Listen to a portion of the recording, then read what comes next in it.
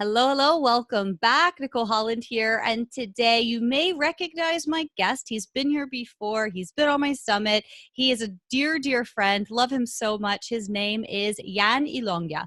He's a podcaster, communication specialist, international speaker, and podcasting consultant. He helps entrepreneurs and businesses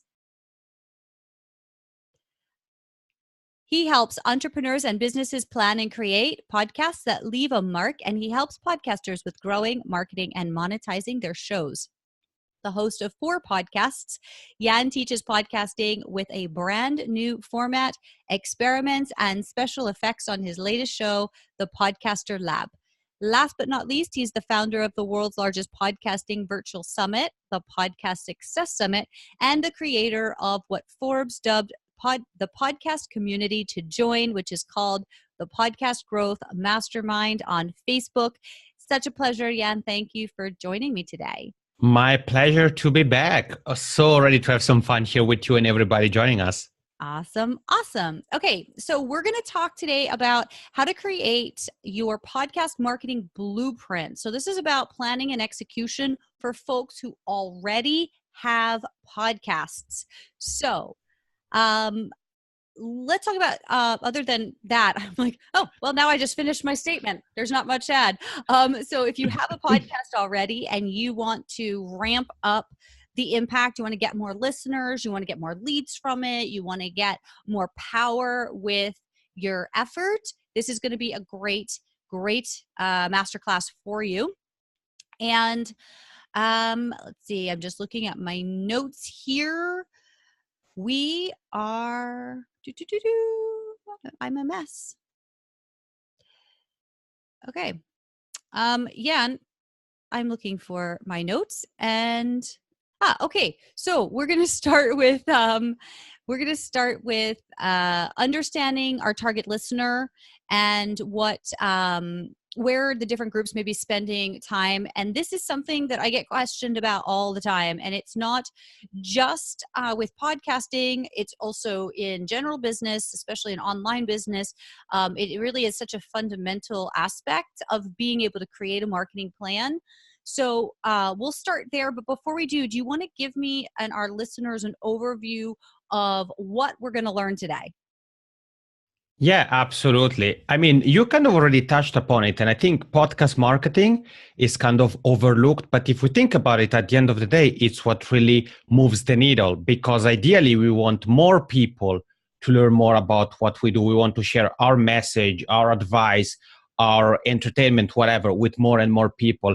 But oftentimes, especially independent podcasters, we tend to think that sending out a tweet or a Facebook post when an episode is published, it's marketing. And that's not really the case. And especially so if the content of the podcast is evergreen, which means that it's relevant today, it's going to be relevant a week from now, a month from now, and even a couple of years from now. So today we're going to look at basically creating a blueprint. And if somebody were to do a research in terms of how to create a marketing plan, there is many kind of technical terms, but I've tried to simplify things a little bit. And it doesn't really matter what kind of podcast you host, what format your show has, whether you're doing things by yourself or you're part of a team. It is essential that you have an understanding of who you're trying to reach and some of the things we're going to cover here in this session.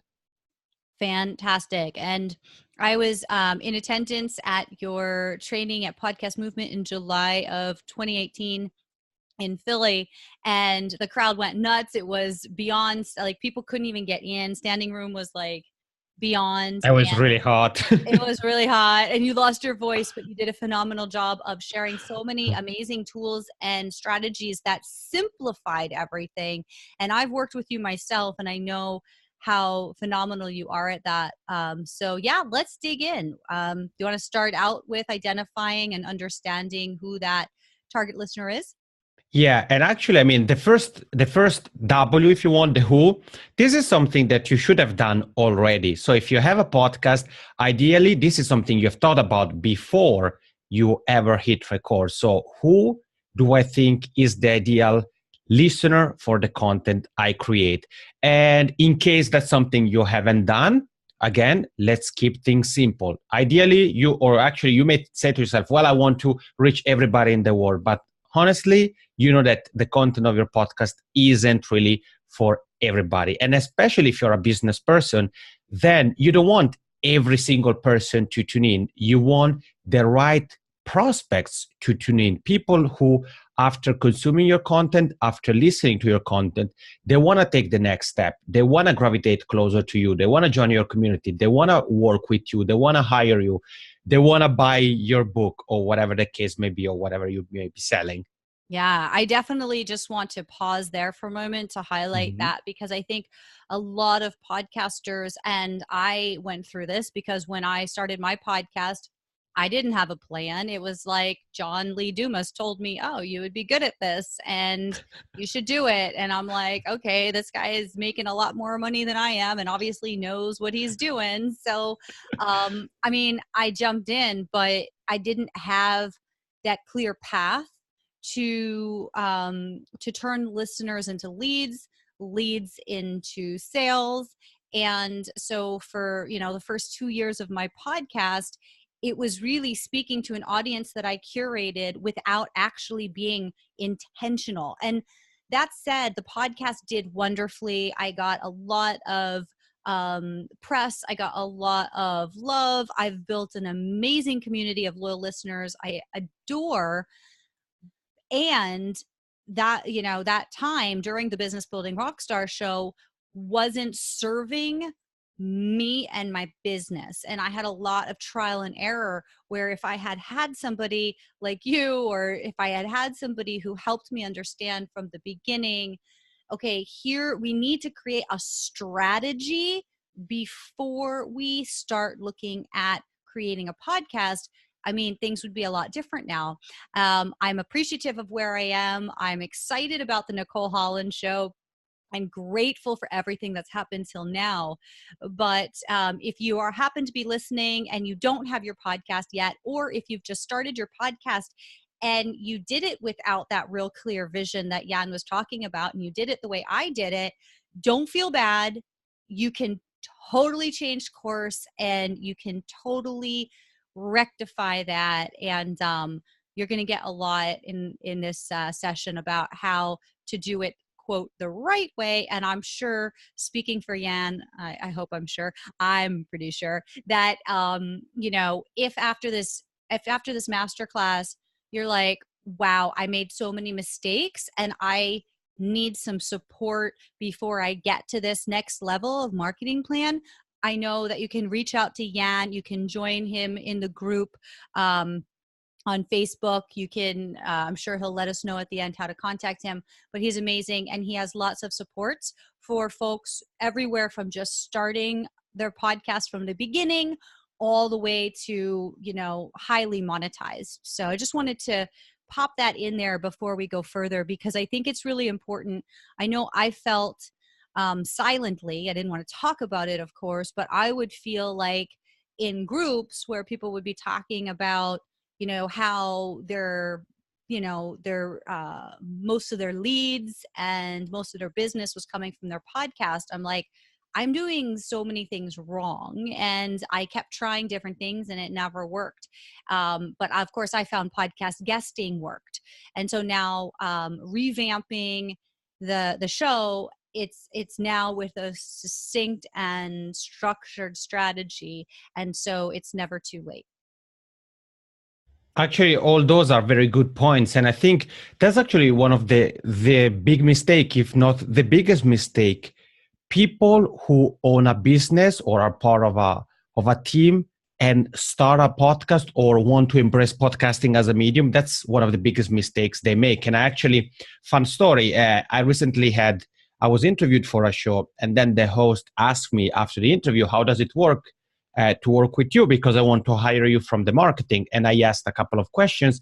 And when this person shared the numbers of downloads they would get on an episode basis, and he told me, we're not seeing nothing. We're not seeing leads. We're not making sales. I said, look, if you focus on the marketing, basically what you just told us, Nicole, if we focus only on the marketing, It's basically an example I think makes it clear. It is as if we have a shop or a store inside a shopping mall, and we are the first store next to the entrance. And sure, I can help you get more people into the shopping mall, but if people just walk past your shop, that's not what we want. So if you're here and you're interested in the marketing, great. But if you think you're getting pretty good numbers, and pretty good really varies, you may get 100 downloads an episode, you may get 10,000 downloads an episode. That's really up to you and what you consider working. I've done podcast interviews as a guest, for example, or even published episodes that compared to other shows have gotten minuscule numbers. We're talking about maybe a couple hundred downloads, but I've gotten clients off of those. So for me, personally, when it comes to my podcasts, it's not so much about the size of the downloads, because if I see that conversions are happening, I know that I'm getting the results I want. So I am leveraging podcasting as an asset for my business. So thank you, actually, Nicole, for really doubling down on that. So kind of going back to our first W, the who, you want to think about the person you're trying to reach. And this isn't really that complicated, really. You want to think about basically any detail you think it's relevant. So you want to think about their gender, you want to think about their age, you want to think about their nationality if it's something that is relevant. And you have to remember that there are certain factors, let's call them, that may be relevant or completely irrelevant. For example, let's think of something like sexual orientation or political views or occupation. If you host a comedy podcast, for example, somebody's occupation may not be as relevant. On the other hand, if you are somebody who works with professionals and you're trying to attract more clients, then the occupation or the employment somebody has, it's very, very important. So you want to actually take, whether you do it with pen on paper or digital tool, really think about the type of person you would like to try to reach. And granted, we always talk about this ideal listener, but yeah, an audience is composed of different people. So you may have few people who are exactly your ideal listener and some people who kind of are a little bit different from there. But you don't want to overcomplicate things. You want to focus on that one person. And doing that kind of exercise is going to be very helpful, because then whenever you are at a crossroad or whenever you're wondering, you have decisions to make when it comes to what should I talk about in the next episodes? Or, I'm thinking about changing format. Does it make sense? Or what resources, for example, can I offer my audience so that they go from being podcast listeners to email subscribers or anything like that? Or you're thinking about creating a product. What can I offer that listeners would be interested in? Well, if you have done that exercise, you have identified or you have kind of drawn the identity of your ideal listener, then that's something that you would always go back to, and it's gonna be basically your compass as you're trying to navigate your way through the podcasting industry. So that would be the who. And again, it's not really rocket science. The second W, unless do you have something to add, Nick, when it comes to the who? No, I think that's fantastic. I'm like listening and learning, so keep going. Okay, great. Then the second W, or let's say the second and third, if you want, they are where and when. And the where has different layers. So typically I start with the position of the specific person in the world. So are there, for example, I'm based in Helsinki, Finland. I'm originally from the Italian-speaking part of Switzerland, so that's where my macaroni accent comes from. But I've been living in Finland for a few years. So in my case, is my ideal listener in Helsinki? If yes, is he or she in a specific part of Helsinki, north, south, west, if that's relevant? Or is the person in a region or in a state? Is the person in a specific continent? Is the person on the other side of the world? You want to start to ask yourself those questions. So that's the first layer, the macro level. Then as we get into the micro, the next step is, if you've already been doing things before podcasting, perhaps you already have a community, a readership, a client base, then you want to ask yourself, is that person inside or outside my community?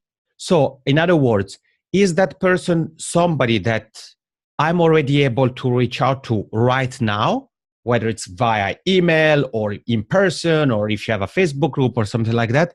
Or is that person somebody who is outside of my community? So I actually have to kind of go and seek him or her out. So that's something that I see that so many podcasters kind of take for granted. So they just think, well, I just have to focus on everybody who is outside of my community. But remember, if podcasting is something you have just started doing or you've been doing for a couple of years, but have done things before that, then you may already have actually quite many people who would be perfect listeners for your show inside your community. So don't only think about reaching out, people in groups or communities I'm not part of. Start by looking at your community. The next step, obviously, is about the technology aspect. So is the person online, or the best way to kind of find him or her? Is it online or offline? In my case, for example, offline isn't really an option because my ideal listener is on a completely different side of the globe. So online for me is the way to go. There are some cases where I can reach him offline when it comes to conferences. For example, Nick, you mentioned Podcast Movement, but typically offline for me is the way to go. When it comes to online. When it comes to online, it's really a brand new world. So it is as basically we have a world map and then we have an online world map. So when it comes to online, we have to think about, okay, where does the person spend time? Is it on social media? Is it on forums? Is it as part of online communities like Slack, for example? Is it as part of gaming community or let's call them niche specific platforms like Twitch for gamers, for example? When you have identified that area, you want to drill down. So if you say, social media, okay, which social media platform? And once you've identified the social media platform, okay, in which part of the Facebook ecosystem, for example, am I going to find the person? Is it through his or her personal profile? Is it through his or her business page? Is it through my Facebook group? Is it through a Facebook group we are both part of? Is it through Facebook advertising? And I'm not going to go into Facebook advertising yet because that's part of one of the next steps. And I said that here we're covering two W's in a kind of sandwich together. So we have talked about the where a little bit, and also the when is definitely something to consider. So simplifying things again, when it comes to online communications, for example, in my case, if my ideal listener and also my prospect is in North America, there is really no point in me publishing something at, let's say, 9 a.m. my time, which is like 2 a.m. New York time, for example. That wouldn't make any sense because the person doesn't see that. So we have looked at who, we have looked at where, and we have to keep the when at the back of our minds. Nick, do you have something that you want to say when it comes to any of these W's? You keep catching me. I'm like writing notes and things. Yeah, I think that was just a really good thing for me. Even I just had a little woo, because yeah, I mean, I've consistently done early morning East Coast time because I really do have a global audience, but I do have clients all over North America, but the majority are on the East Coast, which is also my time zone. So I was like, oh my gosh, that makes so much sense. I should be publishing at a time that's right for people on the East Coast, more so than thinking about just, early morning before. I don't know. I have to sit with that for a little bit. So that's really good. Yeah. And may I add one thing to actually what you just said? So what you just said is a perfect example, because now we are talking about your clients, and you said, okay, I typically post at this specific time. But if we take a step back, since they are your clients, it means that you have ways to get in touch with them. So in this case, it's not that necessarily the social media posting and, for example, let's say your email posting have to be going out at the same time. So that's just a food for thoughts for anybody who may be here with you and I, to keep in mind that perhaps you do have your listenership already, and you may say, okay, most of my listeners are in Helsinki, so great. When communicating with them, I'm going to post at a time I know it's relevant for Helsinki. But as I'm trying to grow my show, perhaps I say, okay, sure, I have focused on people in Helsinki, but actually I realized that my show is really for, let's say, Finnish people. So if I say, okay, I want to focus on Finnish people living in America, then there I may have a different publishing schedule or marketing schedule compared to the emails I send to people who are already part of my email list or my client base. So good. And so this really brings us, I think, into where we're going to talk about the scheduling and the publishing. And so the podcast time, then what I'm getting from this is the time I publish my podcast isn't necessarily as important as the time I share about my podcast. Is that correct? Absolutely, yes. Especially because if we are thinking about people who have already subscribed to your podcast, they're gonna basically be notified when you have a new podcast episode published. However, if they have, for example, I can take myself as an example. Most of the apps I have on my phone, the notifications are off, which means that even if you publish your episode right now, I won't see it unless I open the specific podcast listening app. So because of that reason, when we're talking about people who are already listening to you listening to you or who are subscribed to your podcast, then when to publish is not as important. I think that for me personally, this is just my personal opinion, giving people a specific time, for example, to say, new episode out every Monday at 10 a.m. New York time or whatever, it is to give them an idea. Okay, the episode is coming out at this time, but I'm pretty confident that most people aren't with their phones at like 2 minutes to 10 waiting for the new episode to be published. That's not the case. And podcasts are a great medium especially because of the on-demand consumption aspect. So that doesn't really matter. If you publish an episode while it's 2 a.m. my time, as soon as I wake up and I want to listen to your show, I will see the new episode coming out, that has been published rather. Awesome. Okay. So go ahead. You want to go into then the next piece? Yeah, absolutely. So we have looked at kind of more theoretical things, and we start to approach the more practical side of the conversation we're having here. And the next W, actually, we're going to look at the what. So we're going to talk about what are we basically going to use to spread the word or to let the person know that an episode is out. And I call these marketing assets. So in really, really practical terms are we going to use t-shirts? Are we going to use email? Are we going to use free Facebook posts? Are we going to use boosted Facebook posts? Are we going to use paid Facebook advertising campaigns? Are we going to use Instagram stories? Are we going to use videos on Instagram? Are we going to use Instagram Live? Are we going to use a single post on Instagram? Or are we going to use carousel post where you have several pictures? And people, I feel that sometimes they kind of forget about how many layers and nuances a specific platform, if we stick to the online world, has, or even to the offline world. Are we going to use t-shirts? Are we going to use flyers? Are we going to use leaflets that we kind of we leave at people's homes? Are we going to add an ad slot in the newspaper, in a magazine? And oftentimes we tend to think, well, yeah, I know I'm going to use Twitter or Instagram or YouTube or whatever.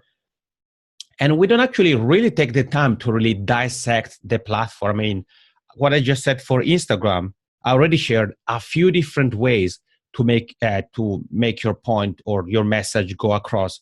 There is posting a picture, there is posting a video, there is posting several pictures, there is posting an Instagram story as video, as audio, there is posting or doing an Instagram live. Now there is the ETV or ITV, however it's called. So it's really important to really dissect. And there isn't a right and wrong answer in terms of how to go about things. The best way, and that's actually one of the biggest pet peeves I have, especially with independent podcasters, is that, and I'm going to say we, because I'm an independent podcaster. I know you, Nick, are also an independent podcaster. We tend to think, oh, okay, I know that Nick does this on Twitter. Therefore, if I follow her footsteps, I'm going to get the same outcome. And that's absolutely not the case. Every show is different. Every audience is different. So the best way to know exactly what works for you is to say to yourself, okay, this is the person I'm trying to reach. This is kind of his identikit or her identikit. This is where I'm going to find them. This is when. This is how or what I'm going to use to try to reach out to them, and experiment. So I always say follow 3 T's. The first one is test, even when you're learning something new, like from this show, or you're reading a book, or you bought a course, you're attending a conference. I always say when you learn something new, do 3 things. The first T is test. So take what you've learned, apply it to your own context, to your own show. The second T is test. So the best way to know whether something it's working or not, and if it's working with kind of how much impact, is to keep track of things. So test, track, and then the third T stands for tweak. So once you have kept track of things, you can either tweak.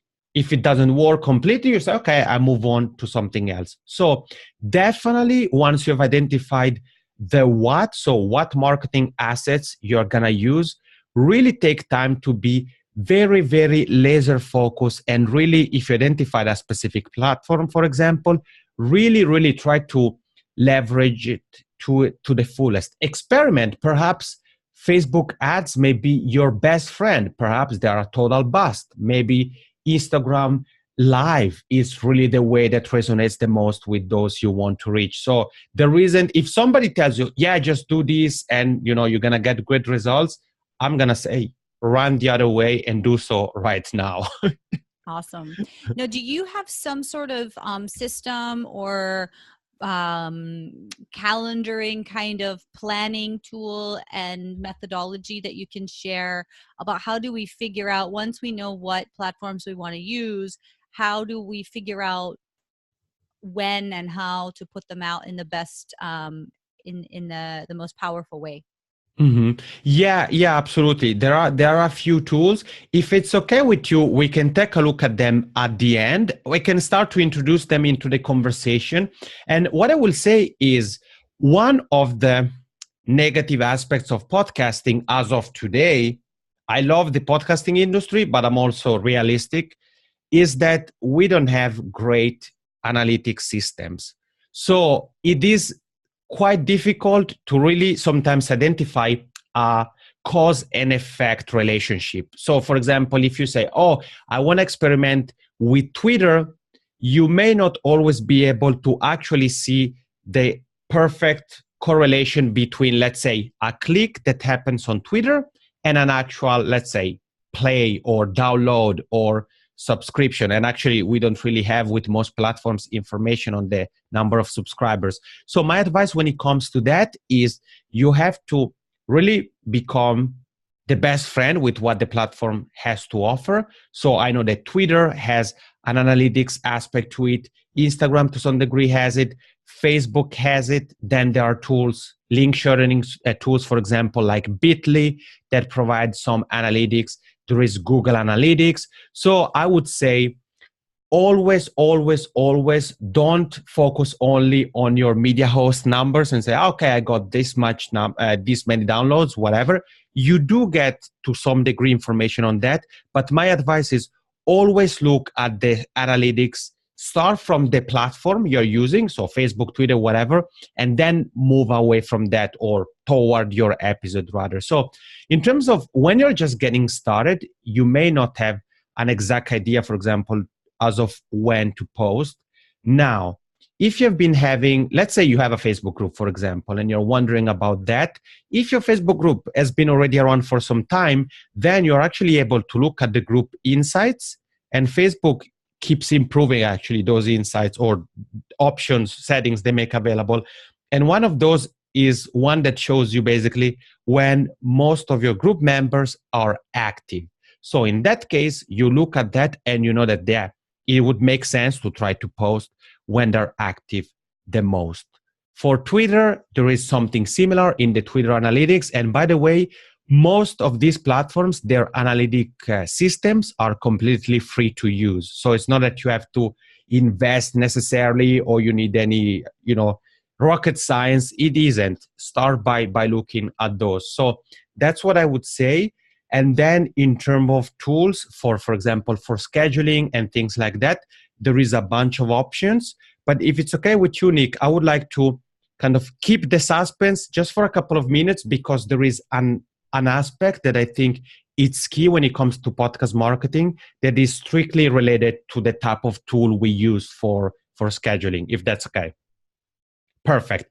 Okay. Is there anything else, Nick, that you wanted to add when it comes to the what? So what marketing assets we would be using? Nope. I think this is great. Just keep on rolling. Okay, perfect. Then the next one, unfortunately, isn't a W, but it's an H, and it stands for how. So the how has to do more with the messaging. So once we have identified the platform, once we have decided, okay, I want to use images, or I want to use audiograms, I want to use videos, or all these kind of things, then we start to look at the messaging. So what is the best way that not only we can get our marketing asset in front of a person, but what elements can we use, what words can we use to make it stand out? And the best example that goes in that direction is, think of a newsstand.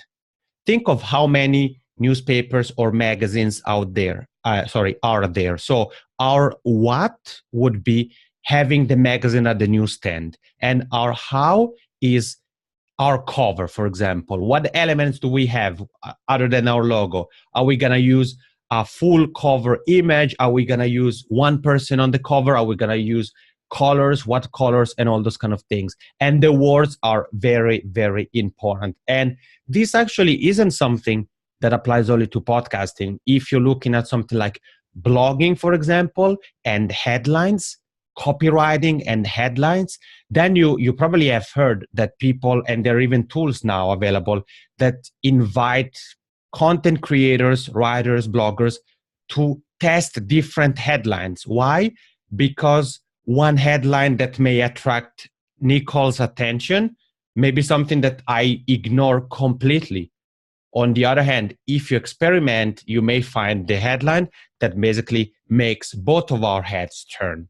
So the how, it's really about the messaging. How do you want to attract the person? Okay, I want to use this asset, this asset, this asset.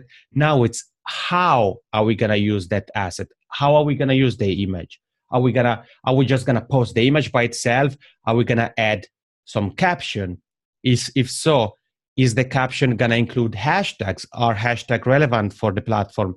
Are we going to include links? If so, links to where? Do we link to the show notes page? Do we link to Apple Podcasts? My advice when it comes to that is always, if possible, try to link toward your online headquarters, your website, because that's something you have total control over. Because if you link to something like, let's say, Apple Podcast or any other podcasting platform, the problem with doing something like that is, depending on the platform, there is the risk that there may be other things on the page. And somebody may say your podcast, but then they may say, people who listen to this show also listen to this other show, this other show, this other show, this other show. And there is the risk of them actually saying, oh, that looks interesting. Let me check it out. A great point. And I want to add another thing about when you link to your show notes. If you're going to your website, then if you have your pixels, your tracking pixels set up on your website whether it's Google or Facebook or all of it or anything else, then you're capturing that that visit. Yeah, absolutely. And I mean, the analytics are more precise because you may not only be using something like Google Analytics, but you may even have, for example, heat maps. Maybe you're using something like Hotjar. So you see how people use your website or that specific page. And also, oh, sorry, go ahead. You're probably going to say the same. I was going to say, and also even for that remarketing piece. So now you've captured who your audience is. So now you can remarket to them and you can send out ads specifically that they're going to be interested in for more of your shows or your content that you're creating.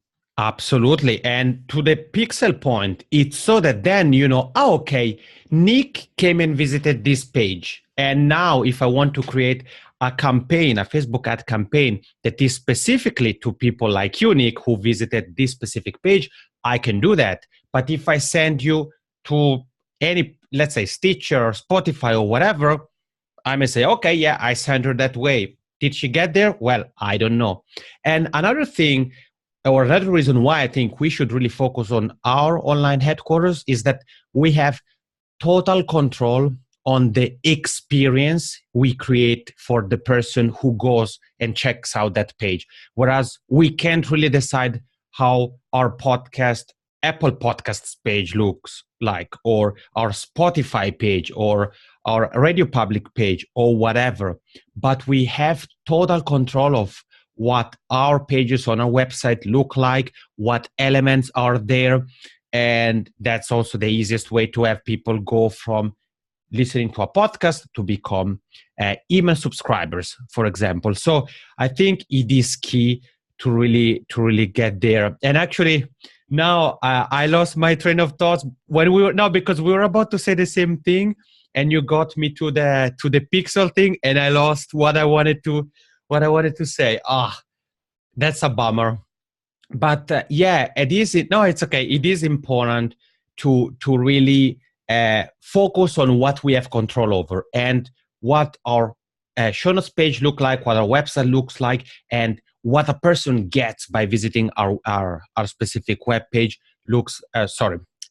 what that experience looks like. It's really key. So the messaging, it is very, very important. And under the how, we want to include also what marketing strategies we use. So once we have identified the platform, we've talked about the assets. So let's say, okay, we want to use photos. How are we going to use them? Are we going to post a single photo? Are we going to post several? And also, how are we going to promote an episode before it's published to build anticipation? Are we going to promote it as soon as it's published? Are we going to promote it the day after it's published? And similarly to what I said early on, unfortunately or luckily, depending on how you think about this, there isn't really a right and wrong answer to this question. Should I start promoting the podcast once the episode is published? Should I build anticipation more?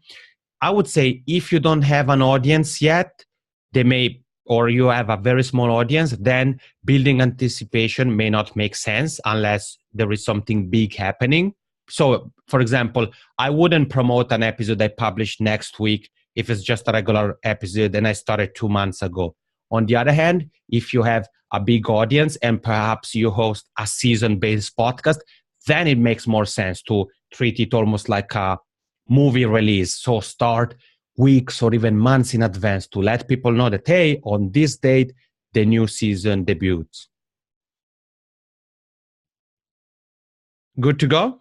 Yep, keep it going. Perfect. Okay, so now we are approaching the end of the conversation, but we have a couple of things that, even though they are the last, are actually the most important ones, because are those that allow for the marketing to really scale and have a long-term impact. So the mistake we as independent podcasters tend to make is that we say, well, I'm just going to publish and promote my podcast episode. And I see this often when I'm a guest.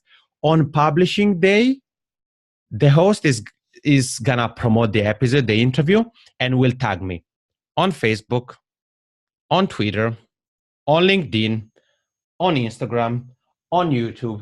And the problem with that approach is that, first of all, for example, in my case, the first notification I see, I may interact with. So I may comment or something like that. But it's not something I'm going to do on every single platform on the same day. And similarly to that, I'm not going to share it on every single platform on the same day. Why? The answer is very simple. Because somebody who follows me, I don't want him or her to be like, they see the first post, oh, nice, Yann was featured on this podcast. Then they go to a second platform, they see the same post, it's like, oh, yeah, right, Yann was featured on that podcast.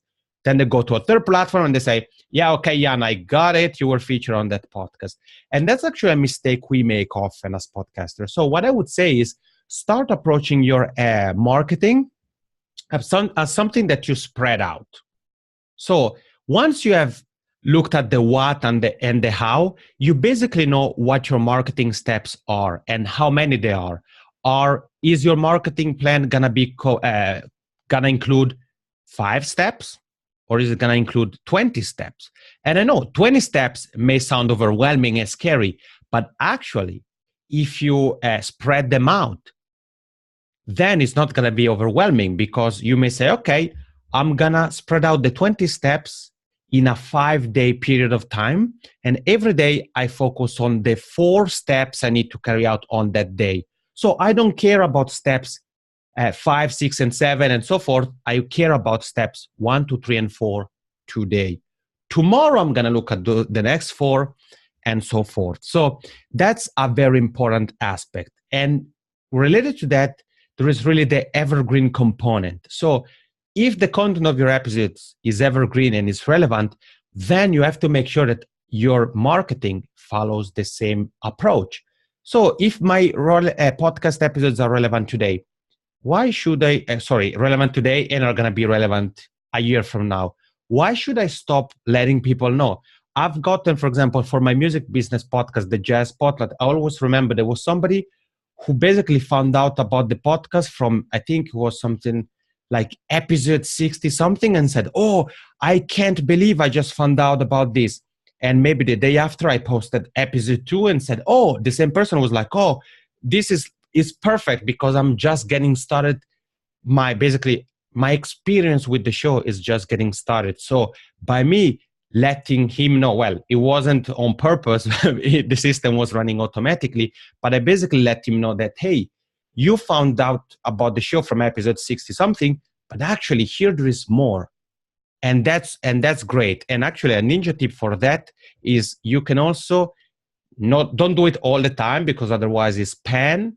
But if you have, for example, certain posts that go out, let's say every few months, and if the platforms those posts go out on allow you to do so, you can also tag the guest if it's an interview-based show. So every now and then the guest would have a reminder of you in the form of a notification. So now the question is, how do we actually do that?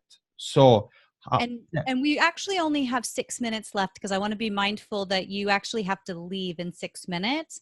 So do you want to talk about like how to figure out when those posting times are real quick, and then we'll say goodbye? Yeah, absolutely. Okay. So, I mean, the when to post those out, as I said, it really depends on the audience you have. But the one thing you want to make sure you have in your toolkit, and this ties back into the question you asked me early on, Nick, about tools, is you want to make sure that you have, if you're focusing part or all of your podcast marketing efforts on social media, then you need to have a social media scheduling tool. And there is plenty of options, but the one feature you want to make sure the tool you use has is give you the ability, or give you your posts the ability to be recycled over time. And that basically means that if with certain tools, you sit down, you craft a post, you schedule it, and the post goes is sent out. And then if you want to share it again 6 months from now, you either have to rewrite it or copy it and paste it. There are tools where you can say, okay, I want to create a sort of library of content or rotation of posts, and I want you, tool, to pick out one post and send it every 10 hours or every 10 days or every 6 months. Now, I'm going to share my screen.